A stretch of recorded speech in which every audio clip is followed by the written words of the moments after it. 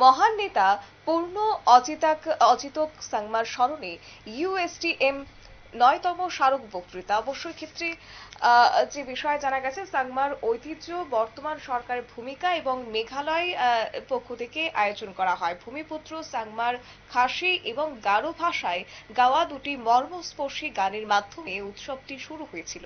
এটি সাংস্কৃতিক শিক্ষা, সংগ্রাম, দেশপ্রেম এবং আনন্দকে প্রতিফলিত করে। অতিথিদের এদিন স্বাগত জানানো হয়েছে এবং বিশেষ করে ইউএসটিএম এর উপাচার্য অধ্যাপক GK DSC শর্মা অনুষ্ঠানের সূচনা করেন এবং উনি বক্তৃতা রাখেন এবং ওনার বক্তৃতাতে মুগ্ধ হয়েছেন সকলে। 2008 সালে শ্রী মহবুল হক এবং শ্রী RKKS শর্মা পাশাপাশি PSA এর সাথে শিলং গিয়েছিলেন। এটি সাংমার সাথে সাক্ষাতের কথা এবং স্মরণ করিয়ে দিয়ে তিনি বলেন যে আপনার বিশ্ববিদ্যালয় কেবল উত্তর পূর্ব বা ভারতের জন্যই এটি নয়, এটি আন্তর্জাতিক মানের হতে হবে। সেই প্রেরণা আজ বাস্তবে পরিণত হয়েছে।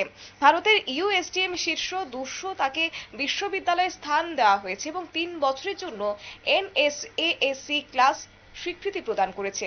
অতিথিরা অবশ্য মেঘালয় সরকারের ভবিষ্যতের জন্য 2040 সালের দৃষ্টিভঙ্গি নিয়েও এদিন আলোচনা করেছেন। নিয়ে নিচ্ছি ছোট্ট একটি বিজ্ঞাপন বিরতি, সঙ্গে থাকুন।